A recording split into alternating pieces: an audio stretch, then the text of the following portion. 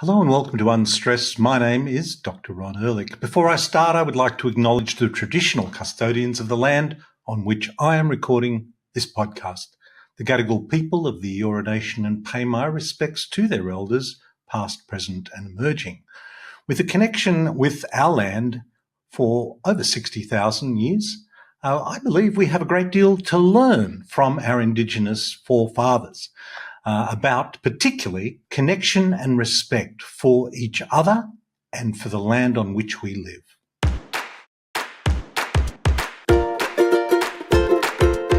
It's a great pleasure for me to welcome back to the podcast Dr. Thomas Levy. Thomas is a board-certified cardiologist and a bar-certified attorney. Uniquely for a health practitioner, let alone a cardiologist, he has focused on the impact of oral infections on common diseases like cardiovascular disease and cancer. Still the two biggest killers in the world. Now, interestingly, the WHO did a global report on oral diseases and found that while, yes, cardiovascular disease and cancer are big problems affecting, in cancer's case, about 100 malignant cancers, about 100 million people globally. In cardiovascular disease, about 500 million people globally. And they also include mental disorders in their report, where there are 1 billion people globally that suffer from mental health issues. Well, interestingly, oral diseases affect 3.5 billion people in the world.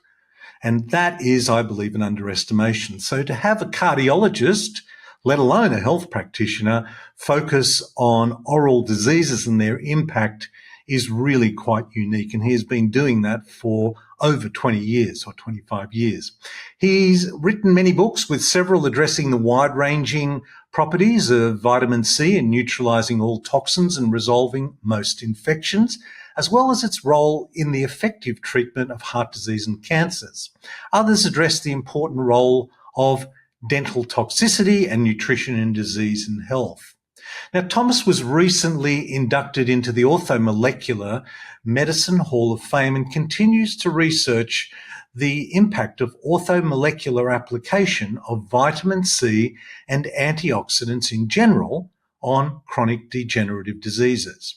Orthomolecular uses antioxidants like vitamin C, D, zinc, magnesium to restore balance and improve mitochondrial and cell function and deal with disease rather than just manage it. What a unique idea that is. He regularly gives lectures on this information at medical conferences around the world. He's written now 13 books, including The Hidden Epidemic, which is about oral diseases, and we'll cover that in part 2 of this podcast. But in this episode, we deal with many issues around healthcare, but specifically rapid virus recovery. I hope you enjoy this conversation I had with Dr. Thomas Levy. Welcome back, Thomas. Glad to be here, sir.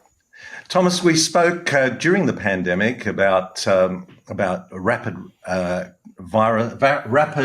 virus recovery, a book that you've written, and I would highly recommend to our listener.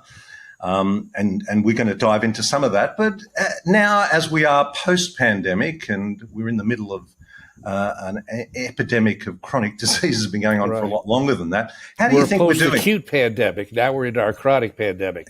Yes, that's right. We're back into our chronic pandemic. How do you see the health generally, globally, as we're speaking now? Globally, it's really suffering. It's really bad because there are untold numbers of people now. My personal opinion is it's probably in the hundreds of millions of people that have, at the very least, what's called persistent spike protein inside their body. Now, for a long time, we talked about, well, that could occur with long-haul COVID without getting a vaccine, or it can occur after a vaccine. But the truth be known is let's not be gentle about it anymore. Just the vaccine is a major megadose, directly and indirectly, of spike protein. And I believe the evidence is very clear for people that want to review the literature that it's causing a majority of these cases. So getting a booster is the last thing you want to do, because all it's doing is assuring a continued major presence of the spike protein in your body. And, we can go in a little later if you want to on what these ramifications actually mean. But the bottom line is this is what's trouble too for the conscientious clinical practitioner. And I don't know that there's a whole abundance of them, but there are some.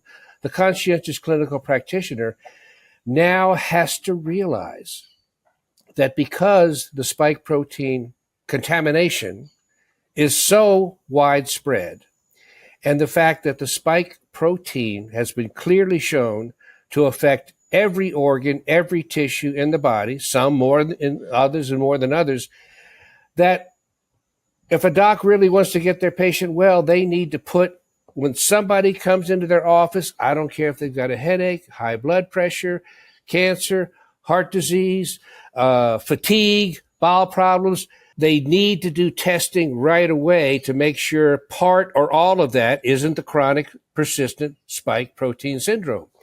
And right now, we don't have a test available commercially for spike protein, but we do have something called the D-dimer test. And the D-dimer test is a reflection of how much in excess you're making new blood clots inside your body. And as the blood clots break down, they increase the D-dimer. But bottom line is the D-dimer should never be abnormal. You should never be making too many blood clots. And there are very few situations under which somebody previously well should suddenly develop an elevated D-dimer test. So it's a very powerful way to, practically speaking, conclude you have chronic spike protein in your blood and in your extracellular fluid.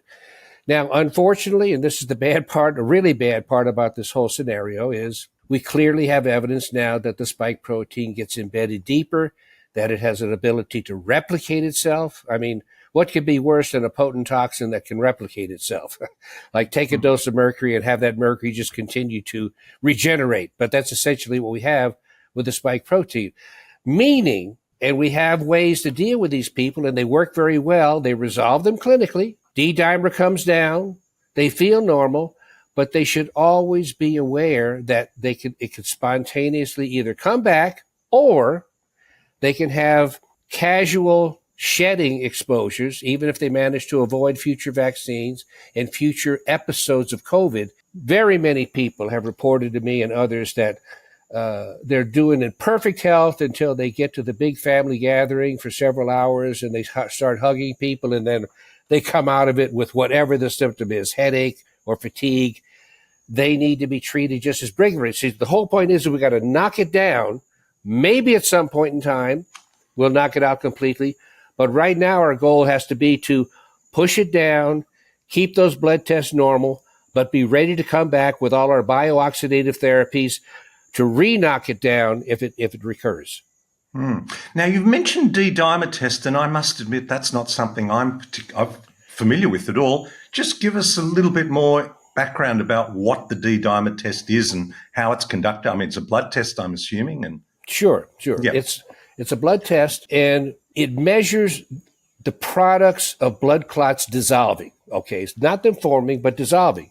But obviously, if you're not making blood clots in excess, you're not going to have an excess amount of D-dimer from the breakdown. So it's very effectively a test of increased blood clotting, although that's not exactly what it's measuring.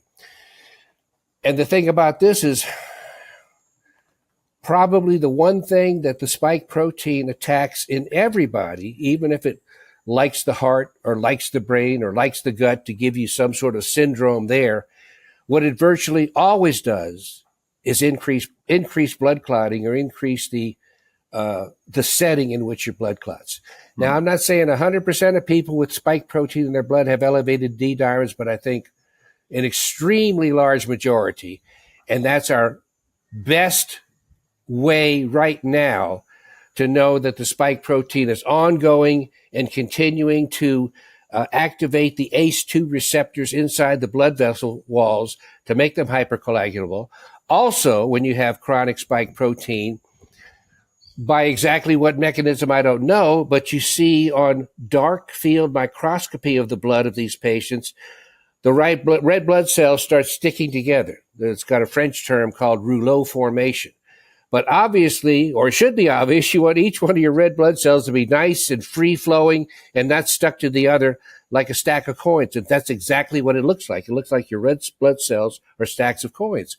Well, considering the fact that your capillaries in your blood only allow blood flow that's slightly less than the size of one red blood cell, meaning the red blood cell has to fold a little bit to pass through, you can only imagine and see what this does to your general diathesis toward blood clotting when your red blood cells start sticking together. And furthermore, to the extent, and this is good information, I think, for the listeners too, is that we have seen ultraviolet blood irradiation, for example, bring the D dimer down right away, restore people to a normal symptomatic, a loss of symptoms, a normal status. And on these patients who have had the rouleau formation, a quick IV of vitamin C, it disappears. A quick ozonated saline solution IV, it disappears.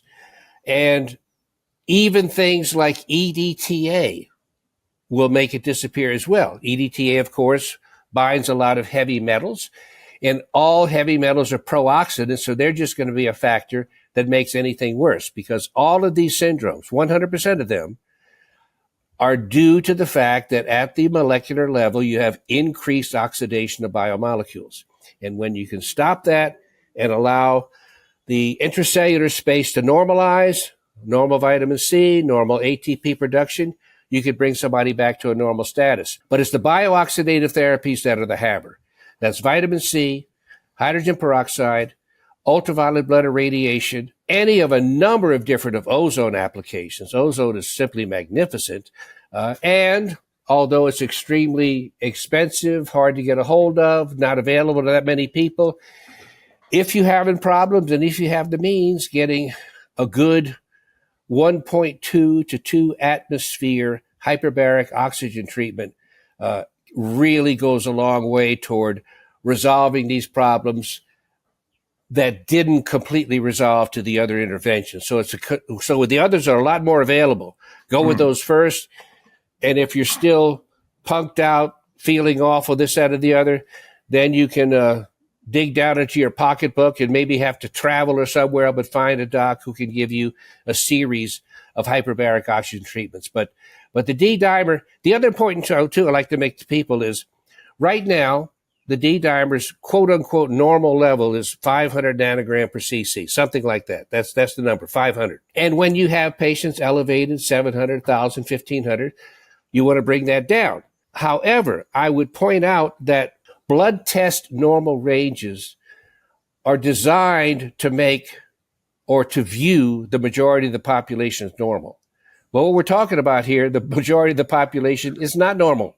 Okay, so you have a lot of people getting these blood tests, and a majority of them have abnormal physiology going on, which means your quote-unquote normal test, in my opinion, is not really 500. It's more like 250, 300 or less. Okay, so I wouldn't back off on a positive therapy until I start getting that blood level down to that. So these are all the things we we need to consider. I think it's important because of everything I've just mentioned, and there's a tremendous resistance to this with the mainstream docs. Yes. I mean, we can speculate about that later. They don't want to get a D dimer test. I've had patients talk to me and said, ask your doc for a D dimer. He said no. I said, what? You want to get a blood test on your body that you're paying for, and your doctor says no. Well, I'll let people decide for themselves what they think of a doctor like that. But I believe right now, everybody on the planet needs a baseline D dimer. Wow. You know, if it's a good normal level, fine. Then if 6 months from now you come up with that headache, sore throat, upset stomach, whatever your new symptom is, whatever your new disease is, you repeat that D dimer. And if it's back up again, or if it's up again for the first time, you know what most or a large portion of the problems with your patient is. It's coming from new acquired spike protein, either from a ill-advised booster shot or from the shedding phenomenon. So everybody needs a D dimer, okay? And yeah, that's my take on it right now, and that's how I'd approach it. Yeah, it's so interesting to hear you say that, because anecdotally, I think when I'm out socially talking to my friends, you know, so many people are reporting unusual health patterns. And to your point about, I'm doing fine, and then I go out into a social setting and I come back with all kinds of different ideas, different symptoms. It's such a common occurrence in nowadays, and unfortunately, it's sort of becoming our new normal. It should not be that. No, it's not. That's right. That's exactly right. The boosters are really interesting too, aren't they? Because I think people are missing the fact that if they're having vaccines and boosters, they're still part of a phase 4 clinical trial. Because is that how you see it, Thomas? We don't hear it, but people are part of a phase 4 clinical trial, are they not? Well, I think most people who bothered to look for the information pretty much knew from day one that past vaccines, if we're going to call this a vaccine, let's call it a vaccine, past vaccines took always years of trials before they were released. And I understand that the pandemic is quote unquote an emergency, and that was a good excuse for them to not test it, and perhaps even a worse test for a vaccine that does not appear to really help anybody. We could swap articles all day long, and most of the people that have gotten vaccinated are the ones that have gotten COVID the most times. So yes, do the math, as they like to say, because each new dose of spike protein, your body is churning, your immune system is churning 24/7. Try to keep your blood clear. Try to keep the red blood cells normal. Try to reverse all the toxic processes that the spike protein is doing. And then you hit it with another booster. That's, it's like Rocky, getting his 55th punch to the face, Maybe the first 54 didn't knock him out, but the 55th will. Yeah, and I find it, intriguing to listen to some friends who will have just contracted COVID after their 4th or 5th booster, and they will then, without any hint of irony, say, but I've got my next booster booked in about 2 or 3 months' time. And it's almost like, no connection other than they didn't go to hospital, and that's what the booster was all about, where they wouldn't have gone to hospital probably anyway. It's just extraordinary. Now, you've mentioned vitamin D. Let me say this, Ron. Our good American philosopher, Mark Twain, put it perfectly. He obviously didn't know anything about the pandemic at the time he made this statement, but the statement is simple and strong. And the statement is, you can fool anybody, but you can never convince anybody they've been fooled. Yeah. Our ego, not to show that we've been duped, is one of the most powerful defenses against reality that I know of. Yes, and I think that is true at all levels of from patient to professor. That is true. You mentioned vitamin C. Well, I know you've written a lot about vitamin C, and I know recently we're jointly on the board. I'm really honoured to be on it, of the Orthomolecular News Service with Andrew Saul and Richard Cheng and 50 other wonderful, amazing people. We just saw recently an article about vitamin D. To just share with our listeners, because this is another pandemic, vitamin D deficiency. How common is that? Oh, extremely common. I have a top 8 supplement recommendation for anybody, but the top 4 have been and always will be vitamin C, vitamin D, D3, vitamin K2, and magnesium. And the reason why is all 4 of those things separately and independently has been shown to decrease all-cause mortality. So if you're doing nothing but taking a ton of vitamin C, you live longer than those that don't. Same thing for vitamin D, same thing for magnesium, same thing for vitamin K2. Now, why is this? This is because all 4 of those substances positively regulate calcium metabolism. I wrote a book some time back called Death by Calcium, and it's not an exaggeration. We need a very limited amount of calcium intake on a daily basis, and the rest is highly toxic. 100% of cells that are involved in a disease process have elevated intracellular oxidative stress, too many oxidized biomolecules, and it always, 100% of the time, is associated with and caused by, okay? It's a reflection of and a cause of increased calcium inside those cells. And all of the four of those agents, especially magnesium is the biggie. Magnesium works. You can't have elevated both inside. As you increase the magnesium inside the cell, you push the calcium out. That's probably the singular reason, for those who don't know it, why magnesium is so powerful a supplement for good health, is because all diseases feature this increased calcium, and magnesium, if it doesn't completely reverse the disease, it will bring it down many notches. Vitamin D, as Dr. Bill Grant has written about very yes, we've had him on as a guest, Thomas. He's a tremendous person, a tremendous doctor.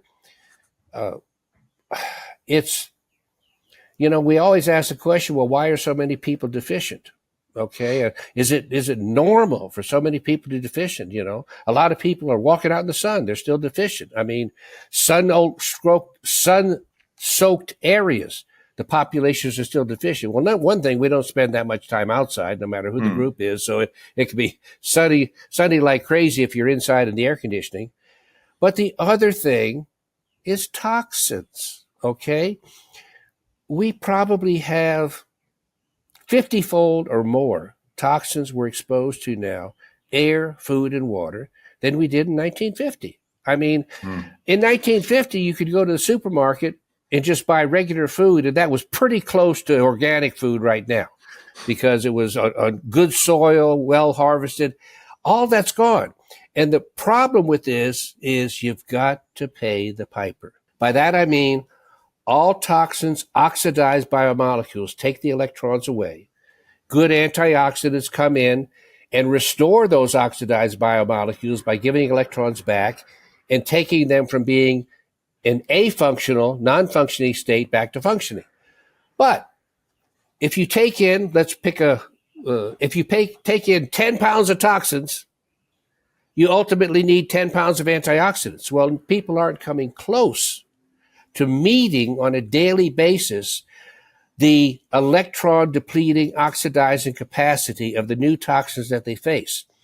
And because of this, everybody is incalculably behind.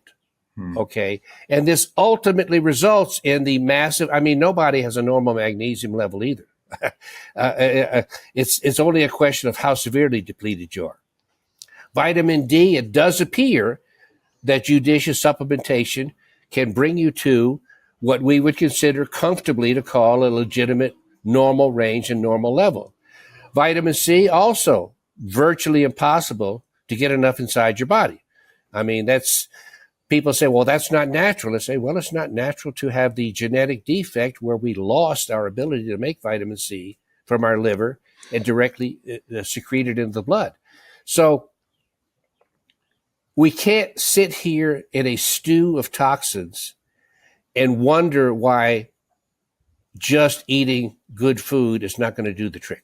Now, and you'd also talk about electron depletion, and another factor is our light diet, our light control. We've demonized the sun, which I think it's fair to say nothing would be here on Earth without it. And yet we're exposed to blue light and technology, which changes that whole electron transport scenario. That's another pandemic. We have a pandemic of light exposure that is causing oxidative problems. Well, you just set the stage for my other top 4 supplements. Okay. And let me tell you, personal experience now, family and friends, a few individual patients, the response that people are getting taking a properly dosed amount of these 8 supplements, for me as a physician, has been nothing short of mind-numbing. Before I go into detail on the supplements, what's being done is you're optimizing ATP production inside every cell of your body. Now, if you're taking a lot of vitamin C, getting it inside the cell, and you're optimizing ATP production, there's nothing else a cell desires other than an optimal vitamin C level and an optimal production of the energy molecule. For those who don't know it, ATP is your primary energy donating molecule to get different enzymes and different metabolic processes rolling. When you have a normal vitamin C level in your blood and inside your cell, and you have normal production of ATP, you've got a normal cell. I don't care what the heck else is going on. And obviously, if you get enough of that in enough areas, the different symptoms start to melt away, because what did I just say? This affects every cell of the body. So headaches disappear, gut problems disappear, chest pain, all these other things. I'm not talking about them being absolute cures. There are still a lot of reasons we may go into as to why those people got those disease states, so that needs to be addressed too. But as far as getting on top of the ball, getting on the game, and starting to get a clinical improvement like you've never seen before, that's this. So I've set the stage. It comes from, what does it take to hyperstimulate, or even not hyperstimulate, optimize the production of ATP inside the mitochondria? And this is another big thing they're always talking about, is mitochondrial fatigue, mitochondrial dysfunction. Well, that's fine. The thing is you basically have your good diet supplying new electrons. That's where all the new electrons come from, your new diet. You don't generate electrons inside your body, you deplete them. So you bring in new electrons with a good diet. When it gets into the cell, you process the electrons, using loose language here. You process the electrons through the Krebs cycle, and then the Krebs cycle presents you with the molecules that you need to go through what's called the electron transport chain inside the mitochondria, designed to optimize the donation of electrons to the end molecule, ATP synthase, to maximize ATP production. So one of the really big, and it's very good, but it's made to where it's very expensive. They talk about NAD infusions and this, that, or the other. And NAD supplements, which are fine. But the easiest and best way to get NAD, and what is NAD? NAD is the first step of the electron transport chain. You bring in the electron to NAD, and then it goes to the next chain. But anybody with any scientific or chemical background, or even common sense, understands that if you have a chemical reaction, the chemical reaction can only proceed as effectively as you continue to give it new substrate. Okay, if you run out of substrate, if you run out of stuff to work on, it doesn't matter what's there. You can't do it. In other words, you have to have wood to make a fire. Okay, and once the wood is burned up, the fire's gone. So we need ways of continuing to supply these substrates. So number one, profoundly positive, is vitamin B3, niacin. I generally talk, though, rather than niacin, which incidentally, the suggested daily requirement of niacin is like 14 milligrams, absolutely extraordinarily ridiculous as an aside. But some people get the burning sensation with niacin, and I say, well, I don't want people to get discouraged and start it and then stop it. Best to go straight to niacinamide. It's an analog of niacin. And when you start taking multi-gram amounts of niacinamide, your NAD level inside your mitochondria skyrockets. So you have as much of that first step as you need. The next step is FAD, flavin adenine dinucleotide. So it goes from NAD to FAD. What does it take to make lots of FAD? Vitamin B2, riboflavin. Okay.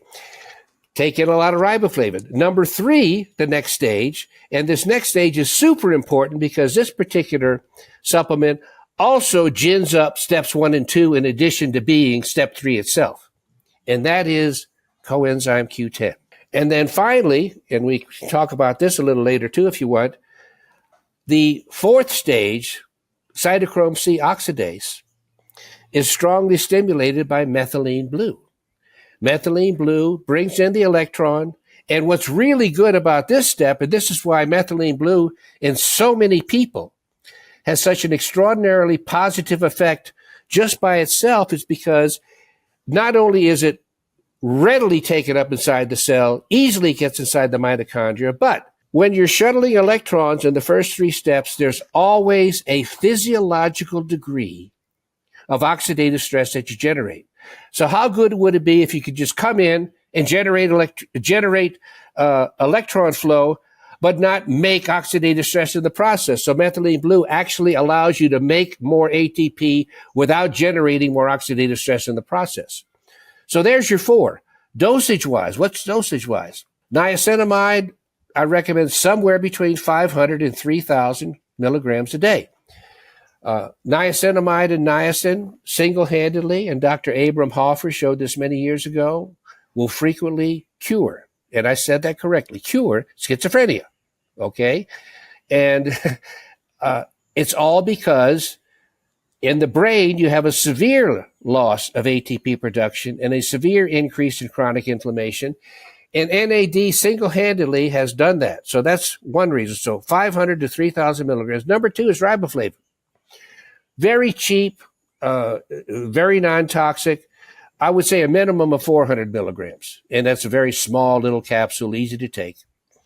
Of note, though, so people don't get alarmed, vitamin B2 will turn your urine bright yellow. Okay, so don't almost iridescent, fluorescent. So don't get all upset about that. Number 3, coenzyme Q10. Wow. I say wow because coenzyme Q10 can single-handedly often take heart failure patients who are severely depleted of ATP of the functioning heart cells and get them back from terminal depressions of ejection fraction, considered to be end-stage cardiomyopathy, and bring them back into a livable 20, 25, 30% ejection fraction or more. So coenzyme Q10, I would say a minimum of 400, but preferably 600 to 900 milligrams a day. And then finally, our buddy methylene blue. And now methylene blue, when you're using it therapeutically, you can go into very high doses, but for a regular supplemental dosage to bolster this 4th step of the electron transport chain, I would say 25 to 30 milligrams a day. And I can't tell you the number of things that it's just opened my eyes so wide. I mean, I'm not going to go into all the details on myself, but let's just say, to my satisfaction, it's brought me back to a level of health that I haven't felt in 20 years. Wow. Okay, so I couldn't be more enthusiastic about this, and I think as we've just gone through it, we have absolutely rock hard scientific validation for all of this. Now, I would add, because people are always saying they have their pet supplements, okay? But what about this, Doc? What about this? Can I take this? Should I take this? Why? Is that better than this? My only point I'm making is, if you can afford it, if it's not financially contraindicated, whatever your supplementation regimen is should include these 8. There's other things that are good, that affect other systems and very well. And I mean, there's probably over 1,000 different supplements that are good for you, but nobody's going to take 1,000 supplements because they can't afford them. Their stomach's not big enough, etc. So if you have something else you feel is doing you good, I'm not trying to tell you to stop that, but I would not, if your economics did not allow it, I would not take it if it's taking away from your ability to take one of these 8. Now, for our listener, many people will have heard, well, many people, everybody knows energy is important. We need it to live, and it's going on in our mitochondria. So what you've just beautifully described is the electron transport chain, the Krebs cycle, which every doctor and dentist has studied in first or second year university. And this is basic to our everyday, our lives. And yet it seems to be, I had a guest once, Thomas, who said to me that it's entirely appropriate that doctors should be skeptical and curious.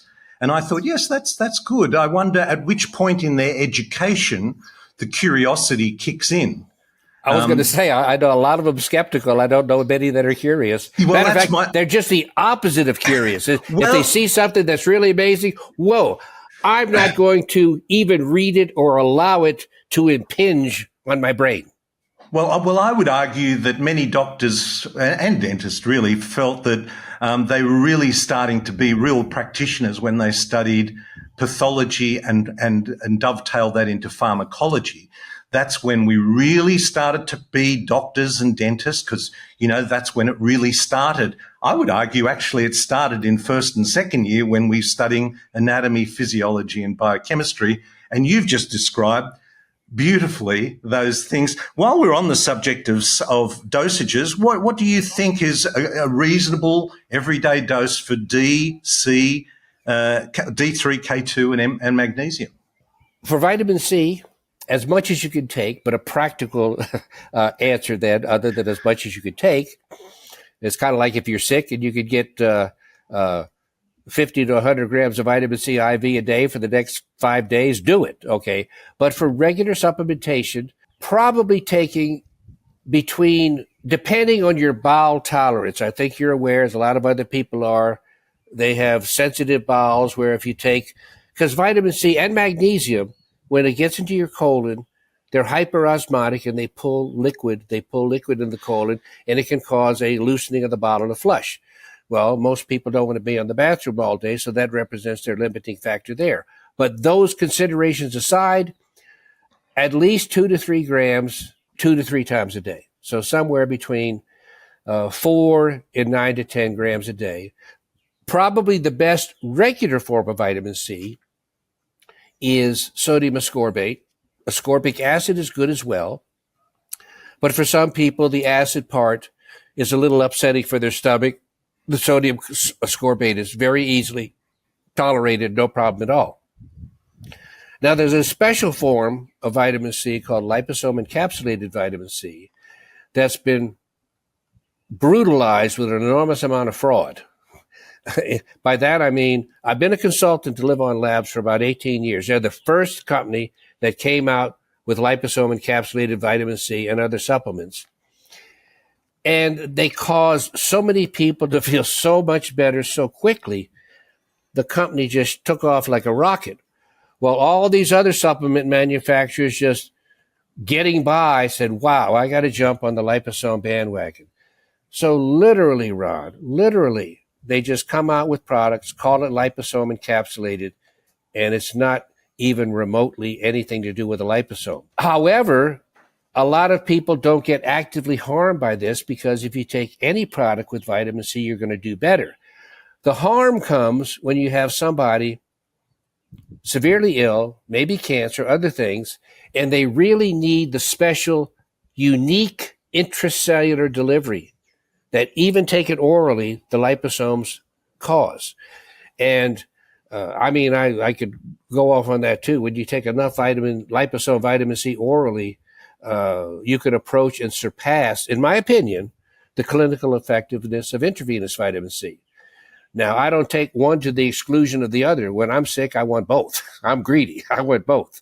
Okay. But anyway, and if you do get the liposome encapsulated from Live On, I don't know about Australia, but they have a good representative in Auckland, New Zealand, Mr. John Appleton. This makes it so much easier. It makes it better. It makes it easier. The only thing is, it is more costly than the other form.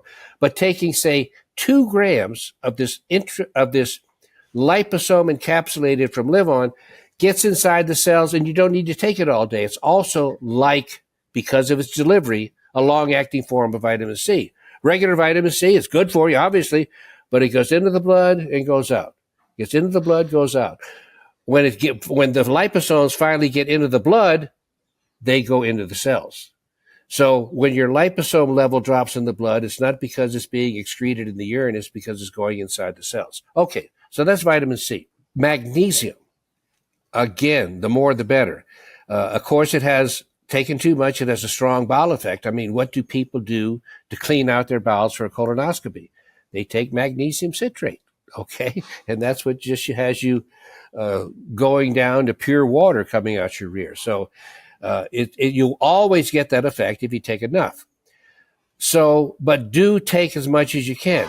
Again, and the amount depends on the absorption you have.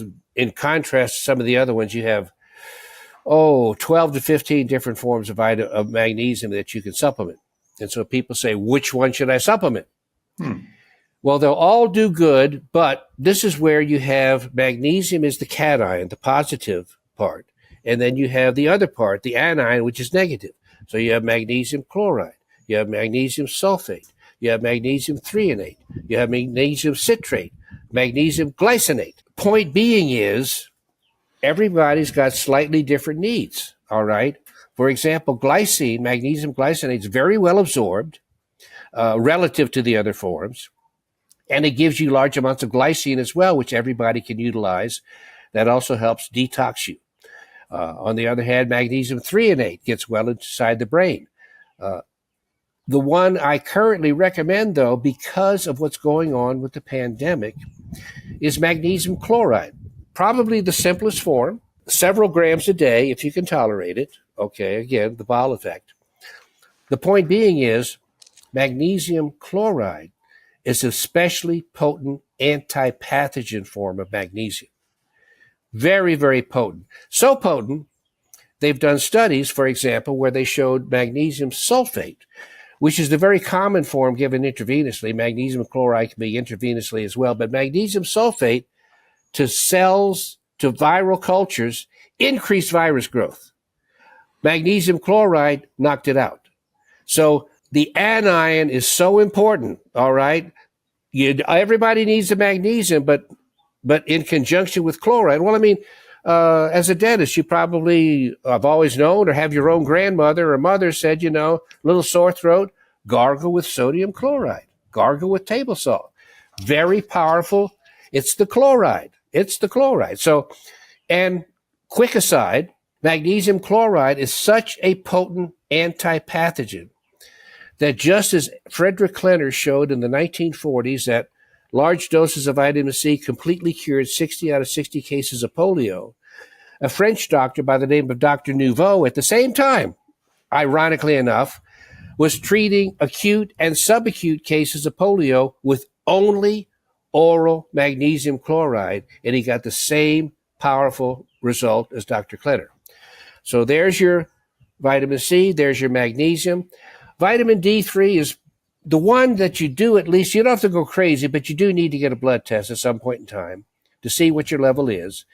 And when you pick a dose and stay on it long enough, usually several months, you should repeat that test to make sure that you're in the 50 to 100 nanogram per cc range. Okay, that's, some people quibble over where the upper limit is and what the lower limit is, but I'm going to tell you that's a good practical point. Get yourself above 50.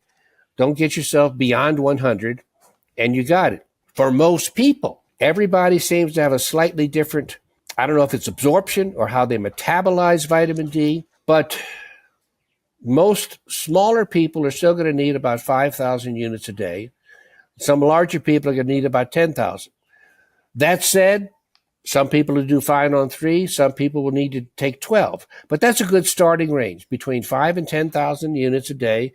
And let me tell you, for the point of efficiency and economy, nobody that's not supplementing has excess vitamin C, vitamin D inside their body. So forget about the first test. Just start taking a dose, and then several months later, see if you're in the proper range, so you can save the problem of documenting how low it was when you started. But you would say, Thomas, you would say that a blood test showing 130 or 140 is too high?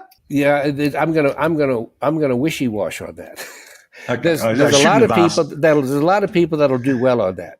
Yeah. Our current, and if you ask me to guess, I would say it's fine, but it's not what I would recommend. Okay. So the difference between what I think is fine and when you're starting to get toward too much. Okay. But really too much has not been well defined. We've not defined too much very well, but we've defined too little quite well. Okay. So that's why it's just important to get above that 50. Then vitamin K2 is extremely important in the calcium metabolism, and taking several hundred micrograms a day, if you can find a form of K supplement, I think Life Extension Foundation has one, you can actually take milligram amounts of vitamin K2, but generally when you see a K2 product, it's going to be in micrograms. But it's not really critical, that particular dose. It's just find yourself. As a matter of fact, they have in Japan a 45 milligram. Now I was talking about micrograms. They have a 45 milligram vitamin K product, and it shows great effect on stabilizing osteoporosis without toxicity. So what I'm saying is there's a wide range in the K2. Yep. Just get yourself above 400 or 500. Get yourself above at least half a milligram a day, and you're going to be in good shape there. Now, one supplement you mentioned, and I've become aware of this recently too, is methylene blue, and a lot of people may not have heard of methylene blue. Talk to us about that just briefly, how one would supplement that. I mean, you said 25 to 30 milligrams methylene blue. I mean, I know if you're taking it as a liquid, you're going to look like a blue-tongued lizard. Which is an Australian. You got to learn how to use a straw and not swish it around in your mouth. Is it in liquid form? Well, that's what it most common. It comes in powder form and then liquid form. Most commonly, a 1% solution, and the 1% solution that's 10 milligrams per cc. Okay, so 20 milligrams or 25 milligrams would be 2 to 2.5 cc's of 1% solution. Important to note because they make a lot of lower grade methylene blue, so you need to make sure it's USP, pharmaceutical grade. Okay, it ends up being about 50, 60 cc's, costing about $30 or $40. Not cheap, but if you see a methylene blue that has half that price, it's probably one of the ones that they just actually use to dye clothes with. So, which is also very effective at. And another one, while we're on this topic, and you mentioned one, and I know we did a whole program on this during the pandemic, but just remind us of hydrogen peroxide as well. Oh my goodness, hydrogen peroxide. That's God's or nature's, depending on your religious bent. That's God or nature's gift to your body. And it's so funny, some of the static that I've received on my license and other things about poisoning people, harming them, this, that, and the other. Well, guess what? In your body, you have water, H2O. You have oxygen, O2. And you have hydrogen peroxide, H2O2. It's one of the most common molecules in your body. Your body produces it continually. Nearly 5% of the oxygen that you inhale with every breath goes into making new hydrogen peroxide. In the air spaces in which you breathe, the respiratory cells actively form and secrete peroxide into the airspace in order to kill the pathogens that come in with every breath. Make no doubt about it, you've never had a single inhalation in your life in which you've not inhaled pathogens. That's it.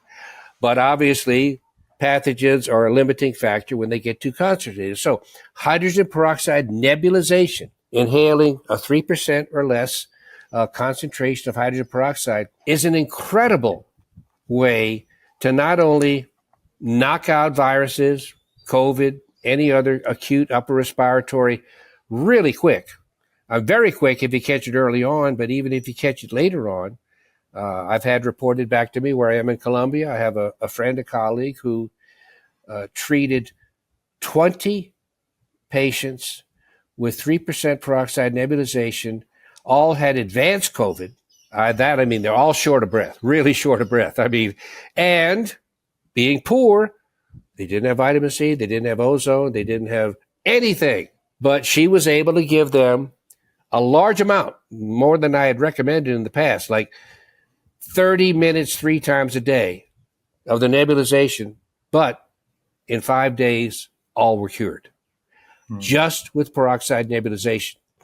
So that can be done, something that I haven't done a lot with, but I know is very good with the practitioners that have used it, and the reading that I've done is very very frowned upon, probably because it's of inconsequential expense, is properly dosed intravenous hydrogen peroxide. Very tremendous way to knock out any type of pathogen. You get enough vitamin C in the blood, you get enough hydrogen peroxide in the blood, you get enough ozone in the blood, you irradiate the blood with ultraviolet light, you push oxygen in with hyperbaric oxygen therapy, they really all do the same thing, or very, very close to the same thing.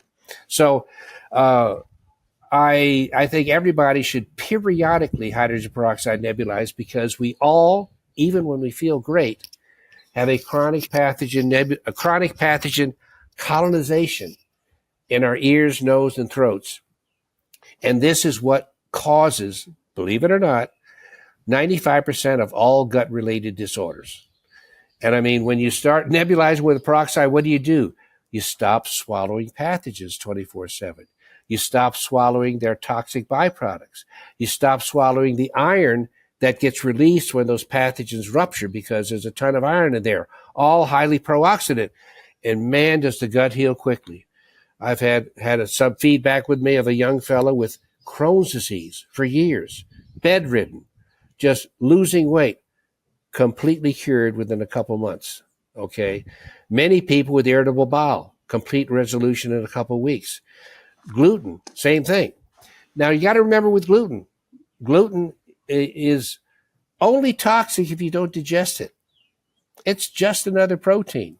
If you can break it down to its component amino acids before you absorb it, no toxicity.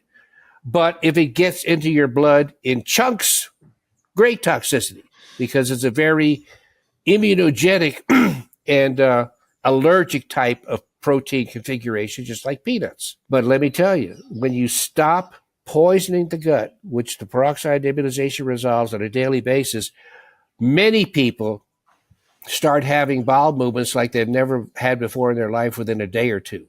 That's because, or a week. Week would be better than a day or two, because in your proximal gut, you have intestinal stem cells. And those stem cells generate new cells inside your gut every 3 to 5 days. So you basically, if you stop poisoning the gut, you've got a new gut in 5 days. Now, the long-term chronic problems takes a while longer to bring an abnormal microbiome back into balance, but you can get the proximal part of your gut where you have all the absorption disorders, all the iliac disease, all these things. You can start strongly normalizing that gut after nebulizing for 5 to 7 days. And when you say nebulizing, you're talking about using a 3% or less, because sometimes people may find the 3% a little bit irritating. Right. So just to dilute it a bit. But how often, for what, 10? You think you said 10 to 15 minutes 3 times a day? It all depends on what you're doing it for. Like I tell the dentists that I talk to a lot who are, as you well know, I mean, you're sitting in front of, no offense involved, some of the pathogen-wise foulest mouths possible for 8, 9, 10 hours, and you're like 2 feet away from them. Well, at the end of the day, you may still feel great, but I say no. You go back to your office, start writing your progress notes or whatever, but just nebulize for 1 or 2 minutes. 1 or 2 minutes before anything gets hold, and that's it. Now, if you got a cold going already, well, you want to do maybe 15 minutes 2 or 3 times a day. If you just were on a plane and now you're sniffing a little bit and you're not sure, hit it as though you have it. But there's no fixed way to approach it. You have to be your own monitor as to how am I feeling? What is it doing for me? Do I need to push harder? And then you go to a big party, a lot of people, and normally you might get a little headache or something like that from the shedding phenomenon we talked about. Hit it hard then when you go home. So it's there as a tool. Okay. Now, for people that have clear-cut chronic gut disease, I don't know, multiple times a day, but I'd probably go, 5 minutes a day for a week or two and see what happened with the gut. Terrific. And the thing I love about all of this is that it's not expensive. It's very accessible. And to our point about taking us on this electron transport chain tutorial, these are all things that go on in our body. These are all things that are part of a healthy body. So this is not kind of radical stuff, and yet it's often viewed as really out there and just anyway. Let's not go down. I don't know, Ron. I think hydrogen peroxide is getting pretty expensive. Walmart has recently raised its pint from like 66 cents to $1 a pint. So, You got to be careful. Don't use it too fast. Well, Could I hurt think your pocketbook. that is one thing that the pandemic really highlighted, because I remember at the beginning of the pandemic, I was president of the Australasian College of Nutritional Environmental Medicine, and Ian Brighthope, who is Professor Ian Brighthope, who is the founder of the college, he drafted up and we co-signed a letter outlining pretty much those 4 supplements that you mentioned to our TGA. And they said, I'm sorry, there's just no evidence to show that will have any effect on which they're basically saying, I'm sorry, the immune system has no role to play in managing COVID. We were shocked. There's no evidence that exists for someone who refuses to read it. And if they do read it, they really don't have the intelligence to wrap their head around it. Now, here we are. We're almost an hour in. I've got to get you back on again, Thomas, because we really can talk for another hour at least. But the thing that when I wanted to get you back on, because I read that article that you'd written about oral health, and coming from a cardiologist, to remind our listener, you are a cardiologist. Another book that you've written is called The Hidden Epidemic. And interestingly, the WHO did a global report on oral diseases. And to put it into perspective, I think most people acknowledge cancer, malignant cancer is a problem. Apparently 100 million people globally suffer from malignant cancer. And cardiovascular disease, the biggest killer, is a problem. Apparently 500 million globally suffer from cardiovascular disease. And mental health, of course, 1 billion people. But oral diseases, 3.5 billion people globally suffer from oral diseases. And before we came on, I think we both agreed that was probably a gross underestimation. A gross underestimation. Well, let me say this quickly. We don't have a large amount of time, so I'll give you the quick nutshell. And I have all the evidence to show it, so I'm not just pulling this out of the air, all diseases are too much oxidative stress, okay? And all toxins oxidize. And nearly all toxins in your body come from pathogens, okay? You just don't generate toxins without somewhere there being an infection. And in this case, the evidence is solid that because we've identified oral pathogens inside the coronary artery wall, inside the atherosclerotic plaque. And I'm going to tell you well over 95% of heart attacks due to pathogens and toxins from the mouth. Infected gums, root canals, other infected teeth, infected tonsils, ball of wax. Now, same token, those teeth have a lymphatic drainage, and that lymphatic drainage goes into the breast. And I just finished an article showing that not only is this clear cut, but you can isolate the pathogens from the breast tumors, in the breast tumor itself, surrounding the breast tumor.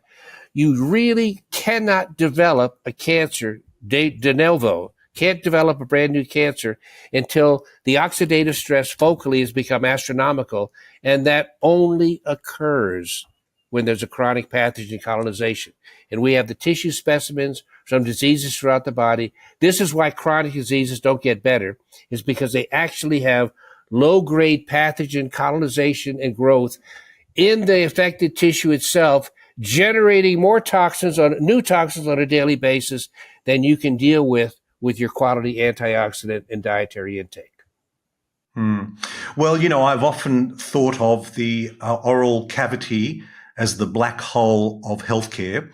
And it is that because most medical practitioners have no knowledge of it. I mean, they will ask their patient, do you have any dental pain? No. Have you been to the dentist lately? Yes. What did he say? Fine. I'm fine. So now we can tick the box of oral diseases. It's covered. And for dentists, to be fair, we are so focused on minutiae, like we measure success in microns, and we're dealing with a very stressful situation. It's easy to get lost in the oral cavity and forget there's a whole body attached to it. Exactly. So it really is the black hole of healthcare. And when I see 3.5 billion people globally, and we both agree that's an underestimation, this is really an area that's so often missed.